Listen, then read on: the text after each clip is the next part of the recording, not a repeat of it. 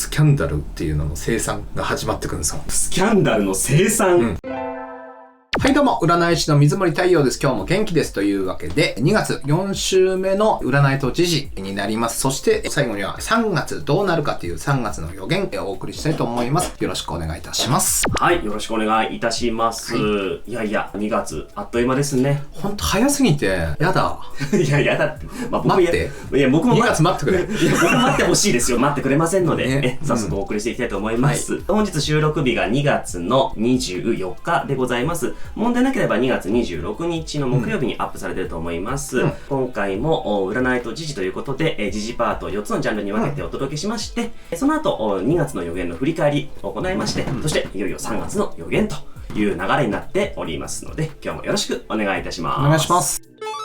はい。では、まずですね、早速、時事パートでございますけれども、今週のエンタメスポーツからいきましょう。今週のエンタメスポーツ、まずはですね、スポーツということで、ミラノオリンピックが、いよいよ終幕と。いうことでございまして、日本選手団が帰国いたしました。22日に閉幕いたしましたミラノコルテナ冬季五輪に参加した日本選手団本体が24日、収録当日ですね、成田空港に帰国ということでございました。獲得したメダルの枚数がですね、今回は金5枚、銀7枚、銅12枚の合計24枚。すごいね。ほんと素晴らしいですね。大活躍でございました。過去最高でしょ？そうですね。東京オリンピックとしては過去最高で、金メダルの枚数もね、前回お話ありましたけども、5枚タイでございますから、まさしくもう全部においての最高と。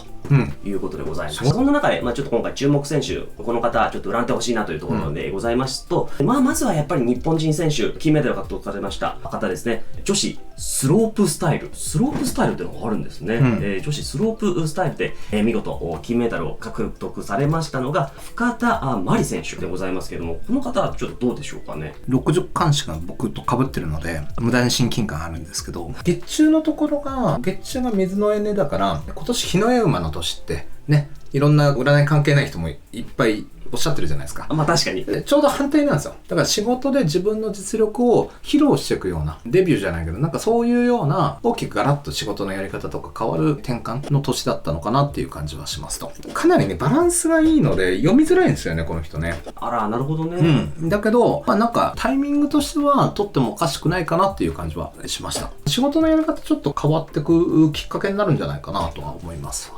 金メダルとのね、お仕事なども当然変わってくるでしょうからね。それはあるかもしれませんね。さて、もうお一方ですね、フィギュアスケート。はい。今回もね、フィギュアスケート本当に人気でございました。アリサ・リュウ選手。ちょっと日本人の方ではないんですけれども、ですね、坂本花織選手と、中井亜美選手と、スリーショットね、のハートのお写真とかがすごい話題になっておりましたので、ちょっとこの方の運勢とかも聞いてみたいなっていうところなんですけど。そうですよね。なんか独特というか、ね、お父さんが亡命されてみたいな感じで、いや、本国で出ろみたいな感じがあったりとか、なんかね、板挟みみたいな感じじゃないですか。だから、今年、確かにいい年なんですよ。いい年で、変なプレッシャーとか、変な圧力みたいなのからちょっと解放されやすいっていうことと、自分の表現がパッてこう光るみたいな感じで、全部重なってるみたいな感じなんですよね。で、2月も結構運勢がいいっていうような感じだったんで、絶妙なタイミングで絶妙な結果になったなと。なんていうのかな、外ではなんか明るくしてるんだけど、メンタルどうなんだろうなっていうか、なんかこう、家族のことだったりとか、内側では結構葛藤があったりとか、自分で抑えちゃうみたいなのが強いから、なかなか人生頑張ってほしい人だなっていう、応援したくなるような感じの人だなと思いました。なるほどね。内面とはなかなか大変ですからね。なんかサポートしてくれる人が周りにぜひいてほしいですね。そうだね。はい、ということで、今回のね、本当にミラノオリンピック、多くの方がご活躍されていらっしゃったわけでございます。さあ、続いてのニュースは、これも前向きと言いますか、明るい話題と言っていいんじゃないでしょうかね。令和ロマン高平車さんとめぐみさんの熱愛報道。ね。はい。週刊文春の報道によりますと、1月27日にワインバーで2人がね、こう飲んでるっていう姿が激写ということらしいんですけども、もうなんかすごいニコニコしちゃう。ニコニコしちゃいますね、本当にね。めぐみさん僕とね、多分ね、同い年なんですよ。あら、すごいよね、やるよね。すごいですね、本当にね。今でもご活躍でいらっしゃいますけど、お二人どうなんですか、相性は。なんだろう。縁は結構強い。なるほど。縁は強いと。で、もともと車さん自体が恋愛下手というかなんか、そういうような配置はしている。だから、車さん自身には問題がありそうな気はするんだけど、相性はね、なんとも言えない。湖を太陽が照らすような感じだから、うまい組み合わせにもなるんですよ。いいんだけどっていう感じ。価値観全然違うけどねっていう感じの、絶妙な相性ですね。なるほどね、価値観違うのがなんかお互いを知るみたいな方向に行ったらいいですけどね。めぐみさんはトラウ空母だから、この2月3月って普段はしないような決断をするようなタイミングで、車さんも馬羊空母だから今年来年っていうのは普段はしないような選択肢を取るような時なんですよ。だからちょっとなんかびっくりするようなね感じだなと思いました。なるほどね。面白いね、なんかね。まあ付き始めたのはほんと数週間前ぐらい。じゃあ1月でギリギリかな、ギリギリのいてるかな、のいてるんじゃないかなって。2月3日までだったら大丈夫。どうなんだろうね。そうですね。どっからだろうね。激写されたのが1月27なんで。あ、じゃあ大丈夫だ。大丈夫。ギリギリ大丈夫だ。よかった。そうだね。だけど今年空母だからさ。あ、そうか。そう。なんか割と2人とも好奇の目にさらされるのかなっていう気はするけど。ね、せっかくだったらね、明るく前向きにお付き合いしてほしいところでありますけどね。まあまあ悪い相性じゃないけど、なんか面白いなって思いました。なるほどね。今後も注目でございますね。さあ、そして続いてなんですけれども、まあこれはね、世界的にも注目されております。新世紀エヴァンゲリオン、おなじみアニメのエヴァンゲリオンシリーズが完全新作シリーズ制作発表とのことでございます。シリーズ30周年を祝うというのは、この収録の前の日ですね、23日に横浜アリーナで開催されまして、本当に完全新作シリーズを制作されるということで、監督がですね、まあ今まで安藤秀明監督が、今回副監督をずっと務めてきました、鶴巻和也監督と矢田部東子さん担当して、シリーズ構成脚本がですね、これも世界的に売れてるゲームなんですけど、ニーヤシリーズというのをご存知の横尾太郎さんという方でございまして、音楽も岡部さん、制作スタジオからとクローバーワークスということでね、すごい気合入ってる感じがしますね。エヴァだよね。だからそうですね、エヴァンゲリオンこれでガンダムになれるかっていう感じだから気合入ってんだよね、多分ね。鶴巻さんはバック中打ちみたいな配置をしていて、60になってからっていう対応がやっぱ勝負の時期なんですよ。だけど日の絵馬ってこの人にとって空母だから、結構世間の評価とかに振り回されながら何か勝負していくっていう感じだから、人生のポイントだなっていうふうには思いますね。なるほどね。鶴巻監督もね、もうだって還暦迎えられてるんですよね。なんか若手なイメージが、ほらね、追ってる人間からするとそうだけど、自分が40代半ばだからそりゃそうかみたいなと、若手とはみたいな感じだよね。なりますね。そうだよね。今回ね、このガンダムになれるかどうかの勝負だよね。本当ですね。いや、ちょっとガンダムになれるかどうか注目でございます。そして、まあちょっとラストでございますけども、このパート、あららというニュースでございます。XG プロデューサー、サイモン氏、コカイン所持容疑で逮捕でございます。ガールズグループ XG のプロデューサー、サイモンこと酒井純歩容疑者がコカインを所持してたとして、2月23日に麻薬取締法違反所持の容疑で、警視庁薬物銃器対策課に現行犯逮捕。愛知県内のホテルでコカインを所持していた疑いが持たれており、ヘベックスの社員2人とエンターテインメントプロダクション X ギャラックスの音楽プロデューサーとともに逮捕と。いうことで、室内コカインや乾燥大麻がと見られるものが入った袋が見つかっているということでございまして、なんか楽しそうですね。よくないよくない。それはよくない本当に。まあわかんないけど、なんとも言えないや。なんかこの楽しいことしてたんだろうね。楽しいことしちゃったでしょうね。この XG っていうそのグループは今2月6日からワールドツアー開催中ということで、2月22日に愛知の方で公演を行った直後だったということらしいんですけど、なんかタイミング的にすげえ測ってる感じするよね。当局というかさ、こっちは警視庁ですね。だからマトリにやられたのがマイクロさんだっけ。だからこうなんとなくわかんないけど、わかんないですよね。そんな感じなのかなと。このサイモンさん見てみましたと。火の月に生まれてるので、火の絵馬はあんまり良くないんじゃないかなと。あと最近でしょ、逮捕されたの。そうです。2月の23日に。じゃあもうそうだよね。だからトラが効いてくるからもう出ちゃったんだなっていう感じだよね。もうそうですね。もう年変わってすぐぐらいの感じですね。そう大きいで、多分もっときついのがさ、6月とかなんですよ、運勢的にはね。だけどもうすぐ出ちゃうくらいなんか溜まってたんだろうね。あとはメンツの都合とかなんかいろいろあったのかなっていう気はしますけど、大変だねっていうふうには思いますね。なかなかね、月の上に火星乗っかってたのか、多分ね、タイミングになっちゃったっていう感じですね。ファンの方とかもねいらっしゃるでしょうからね、なかなかちょっと難しいところではございますね。ということでございまして、今週もいろいろございました、エンタメスポーツのコーナーでございました。さあ続きましては今週の政治経済のコーナーでございます。政治経済ですね、ちょっとなかなかいろんなジャンルで富んだ話題が来ております。まずはですね、ちょっと政治経済とはちょっとずれちゃうかもしれませんけども、iPS 細胞由来、2製品早期承認を了承、世界初の実用化へ。すごいね。はい。厚生労働省の専門部会が19日、人工多能性幹細胞、いわゆる iPS 細胞。これを使った2つの再生医療製品について、条件や期限を設けた上で製造販売を早期承認するということで、いわゆる重症の心不全を対象にしたリハートと、そそれからパーキンソン病を対象にしたアムシェブリということでございまして、近く厚労省が承認し、世界初の iPS 細胞製品となる。大事じゃないですかね。だから結構さ、ここ数年のね、疫病とその対策とかで心臓やられちゃってる人多いからさ。そうか。ね、大事だよね。で、山中さんがさ、結構運勢どうかなって見たんだけど、まだ10年くらいいいんですよ。山中伸弥さん。だからまあ頑張ってほしいですねっていう感じかな。なるほどね。ぜひともその運勢の良さでね、これがますます広まってってね、多くの方が助かる形になってほしいですよね。本当だよね。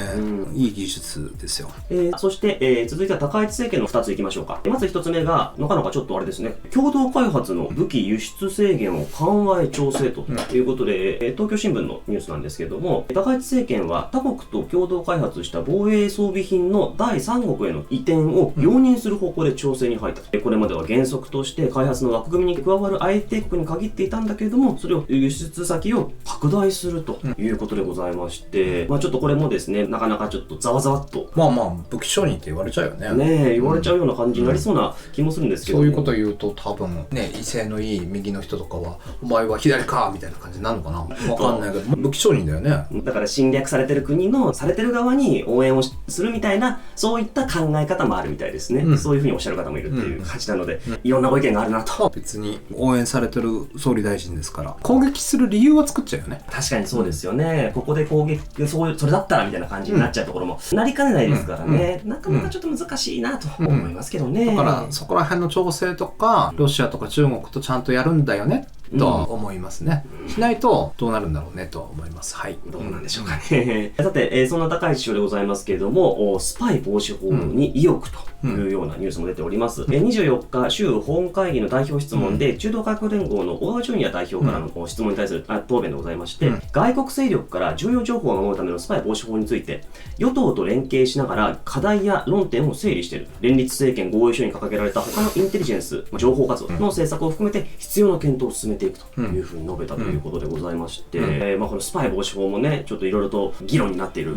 どのくらいのレベルでするのかなっていうのは大事だし、そもそも自民党さんの中って大丈夫なのかなっていう気は。どうなんですか、こんだけかかってるからさ、いろんな人もね、復活したりとかしてるから、スパイ防止法とかきつめの通ったら国会議員どのくらいどうなるんだろうっていうのは僕は気になってるところですけど。どうなんですかね。わかんないですけどね。やっぱりほら、権力がみたいな、後で予言でやるけど、そういう感じでやっぱ好きだったね。やっぱりそうですね。この後のちょっと振り返りでもお話ししていければと思います。別に高市さん嫌いとかじゃないです。そうです。言っときましょう、これはね。言っときます。大事です。さあ、続きましてですね、これも政治経済というと、ちょっと経済寄りのお話なんですけども、東京スカイツリーのエレベーター緊急停止、20人閉じ込め、緊迫の5時間半。絶対嫌だね、5時間半ってね。5時間、高所恐怖症なんで無理です。怖いよね。怖いです。22日の午後8時15分頃。午後です。午後8時15分です。夜だよ。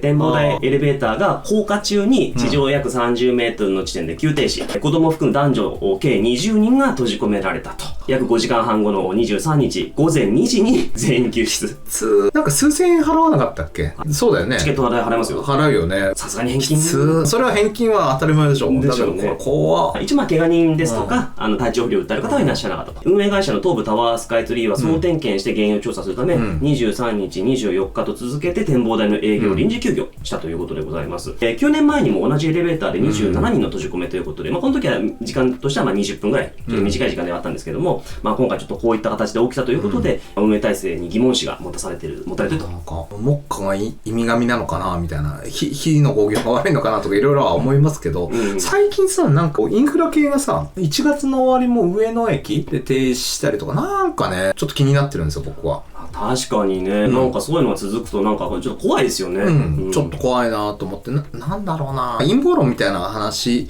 になっちゃうかもしれないんだけど、パトレーバーっていうアニメがあって、パトレーバーね。おじさん世代のアニメなんだけど、映画ね、押井守監督の映画のやつとかって、なんか状況を作っていくみたいなさ。一個一個がそんなに大したことじゃなかったと感じるようなことだったとしても、インフラとか、なんかそういうところがこう、いろいろなってきてっていうのが、今年怖いなってちょっと思ってるんですよ。本当にそうなっちゃったらちょっと怖いですけどね。怖い。状況みたいなさ。なんか、玉突きみたいにさ、山手線止まってとかさ、SF みたいな。のび富富の SF だから面白いんであってね、なんか状況作られたくないなとは思うよね、やっぱね。懐かしい。後藤隊長が遅すぎると言ったんだって。そうそうそう。見たことある？もちろん。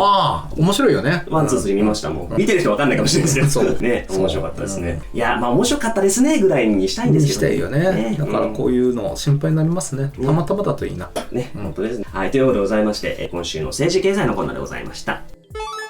さあ、続きましては今週の国際情勢でございます。国際情勢もですね、かなりいろんな動きがございます。一個ずつ拾っていきましょう。まずはアメリカ政権、10% の代替関税発動。全世界対象で総合関税終了。アメリカのトランプ大統領は連邦最高裁がトランプ政権の関税措置を違法とする判断を示したことを受け、代替措置として日本時間の24日午後2時過ぎから、通商法122条に基づき、世界各国に対する 10% の追加関税を発動しました。この措置は原則150日間の暫定措置で、トランプ氏は関税率を 15% に引き上げる考えも示していますが、時期は明らかにしていないということでございますが、関税戦争って感じだね。そうですね。アメリカのこの当然ね、これは影響は日本にもあるわけですけれども、10% だったら日本の元々の総合関税とはそこまで大きく変動がないような状態になるんですけども、15% になるとね、ちょっとまた上がっちゃう。出てくるなーっては思いますけど、まあ普通に3月の予言のところでちょっとこの辺触れようかなとは思います。これから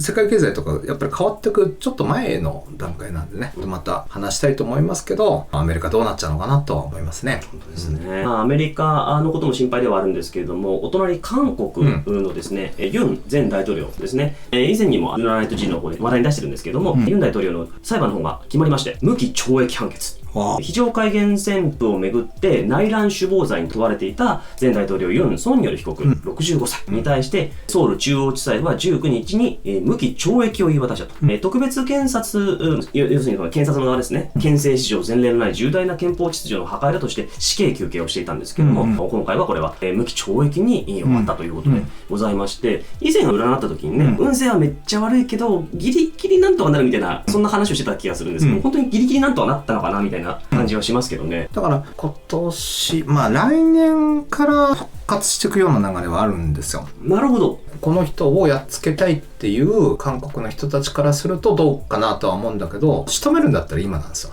ワオとしか言えない。本当に仕留めちゃいたいんだったらね。その人たちがね。お隣のことだからあれだけど、日本と逆みたいに今なってんだよね。逆？だからアメリカにつくのか中国につくのかみたいなさ。はい。だから北との統一、そして宗主国は中国みたいな流れなのか、でギブミーチョコレートじゃないけど、アメリカ日本と仲良くやっていくのかみたいな感じで、若者とかはどちらかというとアメリカとかっていうのをしててっていうか、だから中道が勝っちゃってるような感じ。どうなんですかそれは。そうなんですか。の高市さんなんだか石破さんなんだか分かんないけど逮捕されてるようなイメージだと思うよ。なるほどね。いやそう聞いちゃうとなんかちょっと頑張ってほしいって思っちゃいますけど。いや分かんない。それは思想信条入ってるぞ。そうなんですか。だって統一だってまあしたいっていうさ感じで結局はさ一生懸命頑張ってきてた人たちだっているんだし。確かにね、同じ民族なのに一緒になりたい、なれないのはおかしいじゃないかっていう感情と政治的な思惑がね、いろいろねくっついてるから気持ち悪いんだけど、なんか難しいですね。なかなか難しいねっていう感じですね。死ななかったのは良かったんじゃないかなとは思いますけどね。本当に難しいところでございます。だからドラマチックな人生になると思いますよこれからね。なるほどね。まあ本当お隣の国ですからね、これもちょっと引き続き注目でございます。そしてこれも先週に引き続きですね、またエプスタイン問題でございますけども、イギリス元王子が逮捕。イギリス警察が19日、チャールズ国王の弟アンドルー元王子を逮捕と。いうことで、イギリスのメディアはこれを相次いで報じました。警察は逮捕した容疑者の名前を公表していないが、声明で容疑は法務上の不正行為の疑いと説明しているということでございまして、これがいわゆるエプスタイン氏とも、このアンドルー氏が親密だったということで、アメリカの司法省が1月30日に公開したエプスタイン氏関連の資料により、イギリスの貿易特使を務めていた2010年から11年にかけて機密情報をエプスタイン氏に送った疑惑が浮上しているということでございまして、ついに王子にまで影響が出てきたということで、とんでもないことになってますね、これ。そうですね。だから2014、15年あたりから対応が市中生命だと変わってて、そっからこの人の人生は50年間くらい悪いのかな。50年もっとか。だからまあそれまでが良かったんよ。どっちかっていうと2010年代の半ばくらいまでがまさしくと言っていいのかどうか分かりませんけども、で特に悪い部分が出てきちゃう年が日の絵馬だから今だよね。今ですね。ご両親のところ、この人のところに天国地中みたいな、この人のせいでご両親に迷惑をかけるみたいな感じになっているから、まさにっていう感じじゃないの。なるほどね。いやーもういろんなところに波及してますけどもね、ついにイギリス王室の、ね、インド占星術で見てもやっぱりなんていうのかな、闇っぽいところにクローズアップここ 2,3 年これからするから、まあいろいろ出てきちゃうんじゃないのかなとは思いますけどね。なるほどね。ちょっと今後どうなるのかというところがね、気になるところでは本当にすごいよね。すごいですね。だってビル・ゲイツとエプスタインさんの会話の中に貧困層をどうやって減らしていくかみたいな。なんかなんだろう、本来であれば貧困層の人たちがもっと減ってまでだったらいいことじゃないですか。この流れだとちょっとなんかドキドキするじゃないですか。そういう会話とか、まあ、悪い子の意味だとは思うけど、だから要はさ、陰謀論だっつって言ってたじゃん、そういうのってどうだったんだろうねっていう話だよね。いや、いろんなことがちょっと明るみになってくっていうのは、日の上馬っぽいって言ったらそうなのかもそうだね、知りませんね。そして、国際情勢ラストでございます。アメリカ中東に海空軍を総集結、イランへの軍事的圧力というニュースでございます。アメリカがイランに対する軍事的圧力のため中東地域で戦力を大幅に増強している状況が衛星写真で捕捉されたということでございまして、フィナンシャルタイムズによりますと、民間衛星会社プラネットラボの衛星写真を分析した結果、ヨルダンやサウジアラビアなど主要中東基地でアメリカ軍の航空機が急増。同地域でのこうした軍事力は2000年代初めのイラク戦争以降最大水準という評価だということでございまして、これイランの状況もまた動いてきてるみたいですね。そうなんだよね。だからハメネイ氏が日の絵馬はそんなに悪い年じゃないんですよ。だけど来月カノトなんだよね。3月。そう、3月で3月それが5日からかなと、4日とか5日あたりからで、で月食もあるでしょ。だから月食の3月3日くらいからだなってで10日猶予を与えるみたいに言ってるでしょ。で数えていくと大体3月3日の月食あたりまでだと思うんですよ。だからハメネイさんの運勢が一気に悪くなるとしたら多分3、4、5なんですよ。5月の20日くらいまでなんで、タイも悪いしどうなんだろうねと。やっつけちゃうんだったら、僕が占い師でついてるとしたら3月にアメリカの立場だったらね、なんか一番イランをひっくり返すんだったらそこっていう感じに判断するけどね。怖いね。これペルシャ好きなんですよ。なんか平和的な平和がいいよね。文明を壊さないでくださいと。文化とか本当にそれだけはお願いしますっていう感じですね。というわけでございまして、今週の国際情勢のコーナーでございました。さあ、続きましては今週のエクストラのコーナーでございます。テックニュースですとかいろんなちょっとね、これまでのニュースとは違うものをお届けするんですけれども、最初はそうですね、ここから行きましょうか。トランプ氏、宇宙人やUFO の情報公開指示。トランプアメリカ大統領は19日、宇宙人や未確認飛行物体、いわゆる UFO に関する政府文書の公開を開始するように連邦政府機関に指示すると表明したということでございまして、トランプ氏はですね、ソーシャルメディアへの投稿で、この問題は非常に興味深く重要だとして、ヘグゼス国防長官や関係機関に情報公開を指示するべきだと述べたと。トランプ氏はこれに先立ち証拠を示すことなく、オバマ元大統領が最近宇宙人は実在すると発言したことで機密情報を漏らしたと非難。彼は機密情報からそれを引き出した。そんなことをすべきではないと述べていたということでございまして。だからあるっていうことだよね。あるってことですよね。まあだから日の絵はだいぶオープンになっていくと思うんだよ。だから今日取り上げられなかったけど MK ウルトラとかも開示されてきてるでしょ。だから要はコーラとかさ、砂糖とかいろんな添加物とかで人が鬱になったりとか不安になったりとかっていうのを促進させるにはどうしたらいいかみたいな。なんか陰謀論じゃん。陰謀論じゃないですか。エプステインだって陰謀論だって言ってたじゃん。言ってましたよね。でコロナ禍のうんぬんかんつんだって陰謀論だって言ってたじゃん。だからなんとなくだけどさ、その常識を重んずる人も正義感が強い人も冷静になっていろいろ見たらいいのになとは僕は思うけどね。なんか怖いね、本当にね。ですね。 UFO だって面白いね。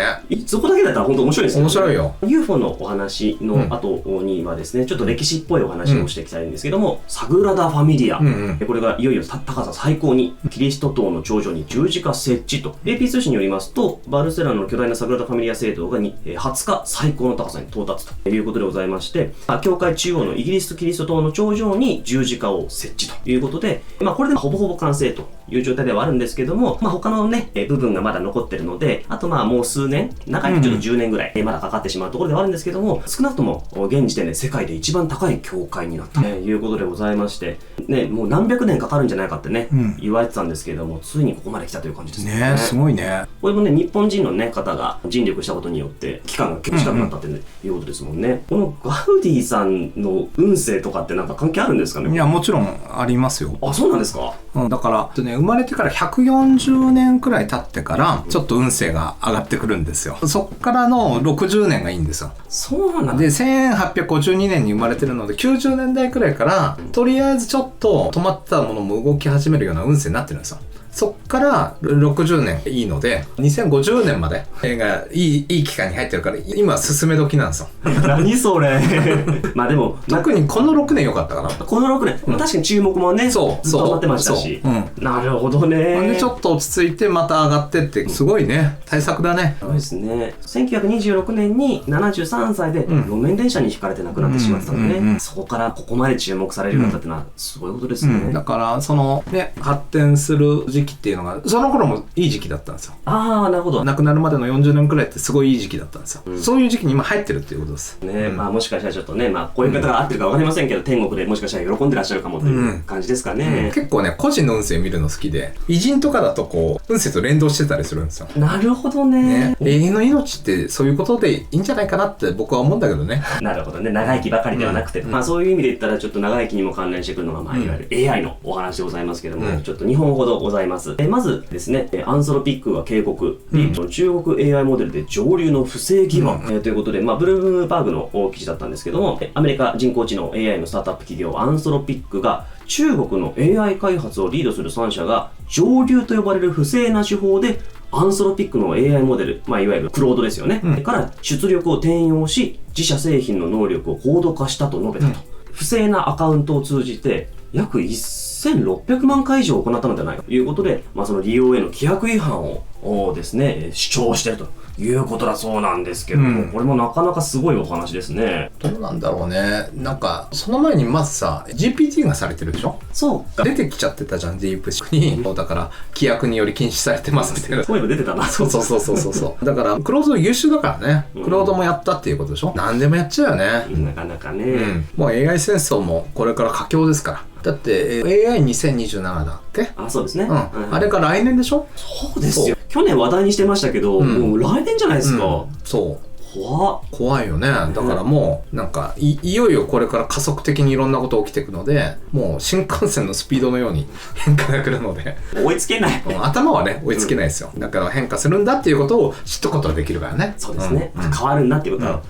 そういう意味で言ったらもうこの後のニュースですよ、サム・アルト2028年末までに AI が人類の知的能力を上回ると発言ということで、アメリカオープン AI のサム・アルトマン最高責任者がインドで開催されたインディア AI インパクトサミット2026で講演、2028年末までに AI が人類の知的能力を上回る超知能に到達するとの見通しを示したと、そして AI 技術が特定の国家や企業に独占されることによる全体主義のリスクを警告し、技術の恩恵を分散する AI の民主化と国際的な枠組みによるガバナンスの必要性を訴えたということでございまして、このね記事をまとめられた方のね感想文とか見てますと、いわゆるポスト労働文明へ移行するということを明確に示したというふうなことでございまして、人間は GPU よりも働くことはできないということなので、どんどんその AI がやってっちゃうということになるんじゃないかっていう話ですけど、本当になんかすごいですね。どっかで話した方がいいかもしれないけど、カルダシェフスケールじゃないけど、もうだから結局さ、新幹線に走って勝とうと思ったら無理でしょっていう感じに知的なところもなっていくし、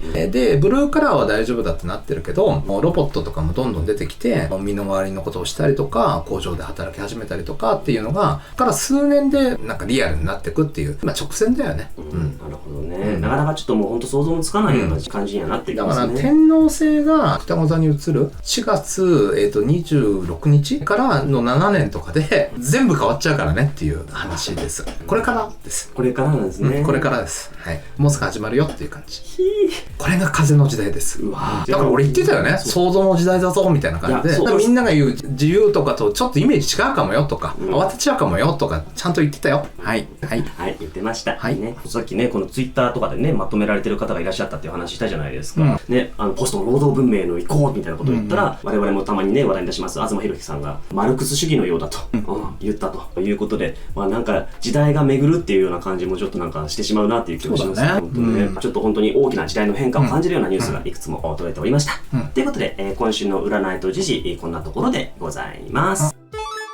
さあ、ここからは予言のコーナーでございます。毎月でね、こんなことが起きそうだよというようなお話をですね、星回りから水森さんに占ってもらってますけれども、まずは2月の予言の振り返りからいきたいと思います。2月ですね、今右の方に出ておりますけども、こんなことを話しておりました。まず、2025年9月から2月12日ぐらいが日本人が忍耐や努力ということで、お話をしておりましたけれども、トランプ大統領も結構いろんなね、そうだね。トランプ政権に代わって関税だったりとか、日本もトランプさんの前って言ってたんでしょ、それに合わせてほら岸田さんとか石破さんとかだったじゃないですか、トランプさんになったから CPAC っていうアメリカの保守系のイベントっていうのがあるんですよね、それに呼ばれてた参政党さんとか、国民民主とかが伸びてきて、なんか空気が醸成され、で高市政権が出てきて、で高市政権でトランプシフトじゃないけど、そういう体制に日本も変化しましたよね。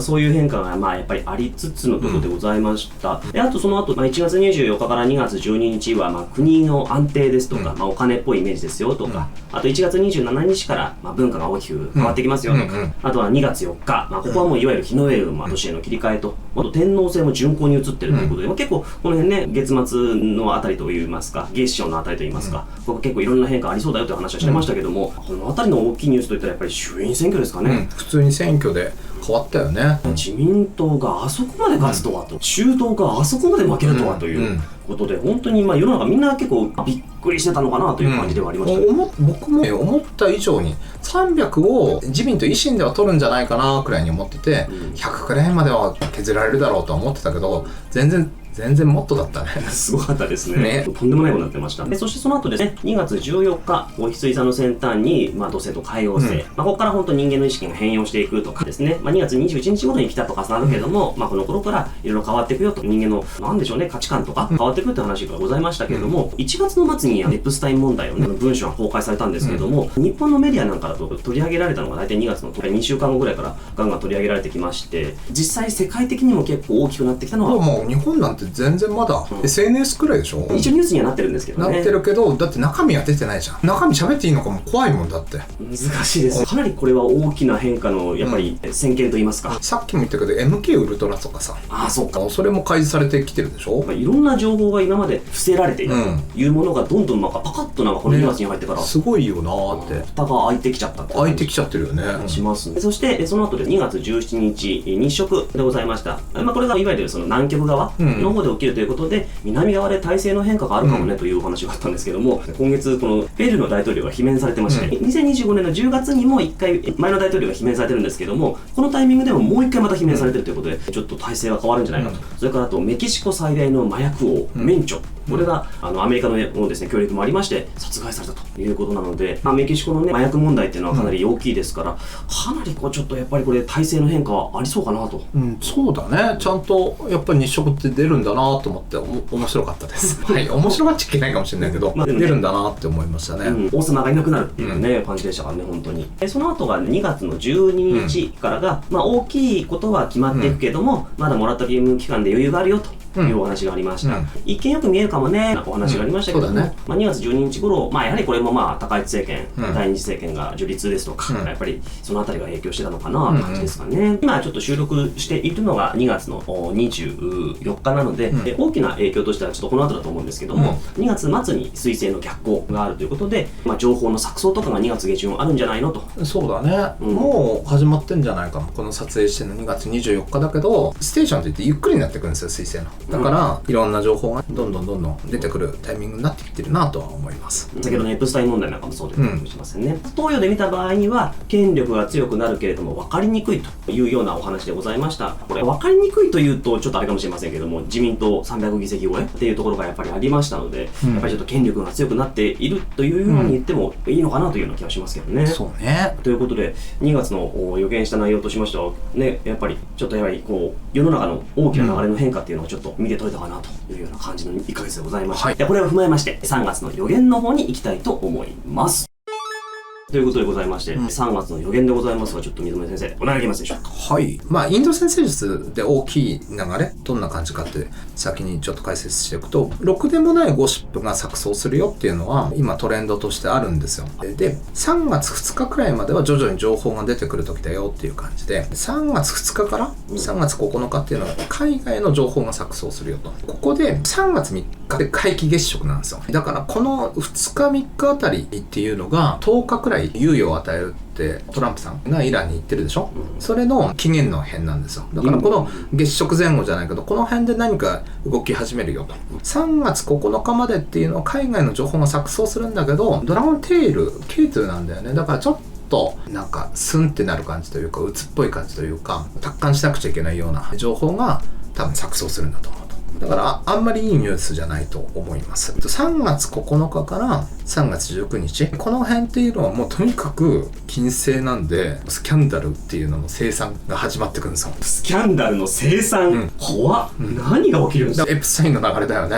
MK ウルトラだって開示されてきてるし、もうごっちゃごっちゃですよ。いろんなことはもうめくれてっちゃう。そうで、その前にまずね、3月7日に水星逆行してる状態で太陽と重なるからコンバスでしょ。この辺でニュースのなんか大きいニュースポンってこう出てくると、その話題だとは思うんだけど、そういう流れがありますよと。もうしっちゃかめっちゃかですね。しっちゃかめっちゃかだと思う。で、3月19日、ヒンドゥーニューイヤーチャートだと3月19日から変わるから、魚座新月だからね。インドで魚座新月になったとこから1年ってインドだと変わるんですよ。西洋だと春分月って言って春分の時に変わるんだけど、だからこの辺から変わるんだけど、インド占星術だと不景気とか暴落とか7月までね、7月の頭まで9日くらいまで不景気とか暴落とかスキャンダルとか社会正義とか争いみたいな時期になるんですよ。だから世間はスキャンダルとかね、わーわー言ってる中、経済的には結構大きい動きっていうのがここから始まるよっていうのが切り替わるのが状況。そこでやっぱりスキャンダルみたいなのがどんどん生産っていうのがあって、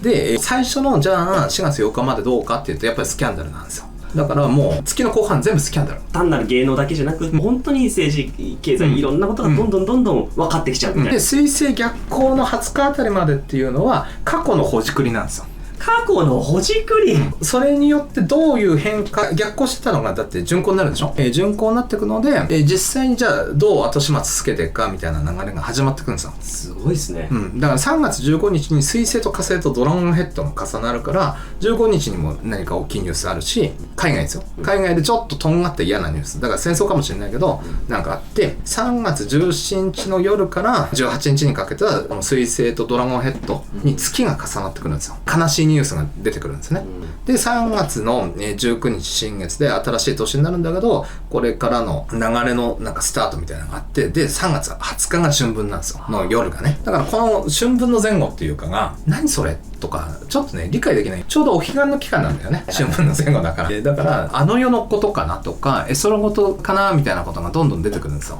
だけど現実なんだよね。で3月23日の16時6分頃に今度は水星とドラゴンヘッドが重なるので、現実なんだってなってくるんだと思うんだよね。だから本当にお彼岸っていうのがなんかちょうど重なってるなっていう感じはするんだけど、東洋でも見ていくんだったら、とりあえず2月っていうのは政府の力が、高まりますよっていうような感じとか、分断だけど結構政府が強いみたいな話をしましたよね。権力が強くなるんだけど、それに対して民間もある程度連帯みたいなのも始まっていくよと。日本とかそういうのも強いかなとは思うんだけど、で3月ってそういう月かなと思いますと。割とヒューマニズムじゃないけど気持ちを大事にしようとか人間性を大事にしようみたいな感じが3月って高まるかなと思います、それは戦争のニュースもそうだし、エプスタイン文書とかもそうだし、いろんなものがどんどんオープンになっていくので、人の心がちょっと変わってくるんだよね。なるほどね、まさしくさっきのその意識が変わってくるよって、ここでも当然続いてくるっていう形なわけですね。要はさ、だけど陰謀論者がって言ってた人を叩きたい人も結構いると思うんだけど、常識って死にしたいじゃん。そうですよね。で日本人ってどっちかっていうと空気を読む生き物でしょ。だから要はそういうのはおかしいとかさ、王様は裸だって言ってた人って空気を読まない人でしょ、普段だったら。だから普段空気を読んでない人のこと常識人ってなかなか聞き入れなかったりするじゃん。難しいですね。だから我に正義がありってなっったらやっぱりあいつら嫌なやつだってなっちゃうから、そこは気をつけた方がいいよ。正義感が強い人ね。常識人も常識をたまには疑った方がいろんなことってあったりするから、ここでちょっといろいろ自分が空気に流されて常識を信じたりするでしょ、そういうのをリセットするにはいい機会なんじゃないのかなって思うけどね。まあどっちかじゃなくて、どっちもちゃんと見る、疑う、信じる、いろんなことを考えなきゃいけないんですよ。かなと思うけどね。僕はそもそも脳がちょっとおかしいから、なんか常識とか正義にはまれないみたいなさところがあるから、だけど何やってんだろうくらいに見えてんだけど、普通の人じゃんみんな、仲良くしなよとは思うけど、まあそういう月かな。いやーちょっと本当になんかガッシャーンっていろいろ変わっちゃいそうですね。あとね、黒点、太陽の黒点が今ないのは俺は一番気になってる。太陽の黒点がない、見えなくなってるから、マウンダー極小期、要はプチ氷河期みたいなのが起きないといいけどなっていうのは思ってるけどね。なるほどね、太陽のね当然影響とか太陽フレアとかいろいろありますもんね、いやーなるほどね、寒くなっちゃうんだよ下手したらね。だからどうなんだろうなって、太陽の動きはチェックしといてください。僕のことじゃなくて、ちょっと恥ずかしいいやいや、水森太陽の動きもチェックしていただきましょう、はいはいはいということでございまして、3月の予言のコーナーでございました。というわけでございまして、そろそろエンディングのお時間でございます。いやー、ちょっと3月何があるのか本当心配ですね。そうっすね。3月太陽の動きとしては、恥ずかしいこれ。自分で言い出しててね。で、僕の動きとしては、レフリー今野さんのチャンネルとかに多分出るんじゃないかなと、収録はしました。いつアップするかまだ聞いてないので、してるんじゃないかなと思います。ブレイキングダウンの人です。ライブ配信はしたんで、よかったら注目しておいてください。あとは、3月の春分の翌日とその次の日、たまたまなんですが3月21日にはチャズ先生と増形一馬先生とイベント大予言スペシャルに出ていただいた、と、エプスタインの話するかなわかんないけど、ネットじゃ言えないような春分と重なってますから2026年の話をしようと思います。楽しみ。あと以前2024年の大予言スペシャルに出ていただいた加納ココ先生と3月22日、どちらも怪談バー錦糸町のガーリックマネーカモンさんの方で、チャズ先生とやらせていただきます。ココさんの方はもう白魔術、黒魔術、春分の魔術じゃないですけど、どちらかというと開運だったりとか黒魔術みたいなことだったりとか、それの解説、みたいな回になってますので、魔女なんで本当に魔女占い師さんなんで、楽しみにっていう感じです。それとあとどこまで行っていいのかわからないんですが、某アイドルさんの、YouTube チャンネルに出ますというだけ、言っておきます。あと放送されるかわかんないけど地上波の収録をこの前しました。それは4月の頭ぐらいだと思います、ね。なんかいろいろ動いてますけど、引き続きよろしくお願いいたします。はい、ちゃんと決まりましたらもちろんねこちらで告知の方もさせていただきますので、よろしくお願いいたします。はい、ということでございまして、今週も占いとじり、そして今週は予言の回でございました。引き続きどうぞ占い関西恋愛チャンネルどうぞよろしくお願いいたします。よろしくお願いします。はい、応援のほどよろしくお願いいたします。よろしくお願いします。ハイプ、それからいいね、コメント結構嬉しいです。あとなんだろうな、拡散していただくと広がります。よろしくお願いいたします。何よりチャンネルの方を登録、そうだ、チャンネル登録してねはい、チャンネル登録よろしくお願いいたします。またねー。